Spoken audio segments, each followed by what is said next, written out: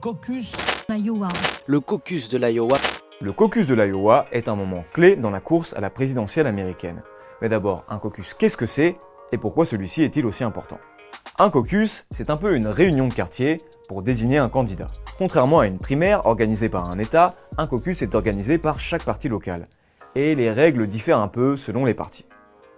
Chez les Républicains, les adhérents âgés de plus de 18 ans se réunissent dans une église, un gymnase, une école ou même dans le salon d'un des membres.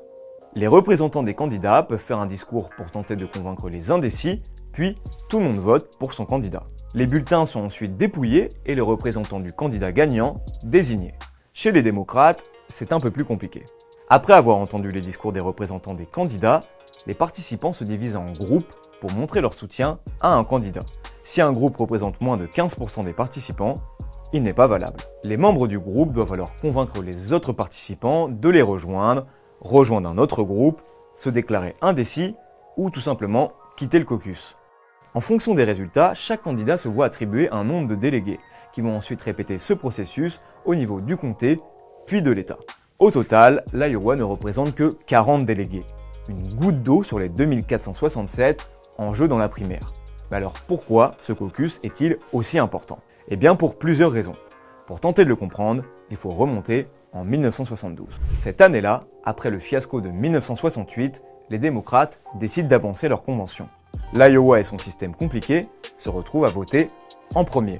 4 ans plus tard, les républicains s'alignent. Cette même année, Jimmy Carter l'emporte dans l'Iowa. Il domine la compétition et finit par l'emporter sur Gerald Ford. L'Iowa devient ainsi le baromètre du début des élections.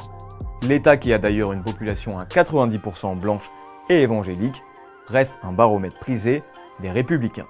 Bon, en réalité, celui qui l'emporte dans l'Iowa n'est pas toujours le grand vainqueur. Chez les démocrates, depuis 1967, 63% des candidats qui ont remporté l'Iowa ont décroché la nomination, contre 37% chez les républicains.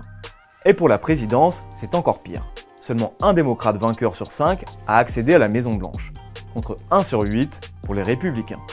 Mais entre la victoire de Carter et son rôle de baromètre, l'Iowa jouit toujours d'une certaine aura auprès des politiques comme des médias. L'emporter dans l'Iowa, c'est en quelque sorte gagner la bataille de l'image, au moins dans son parti. Et ça, les candidats l'ont bien compris.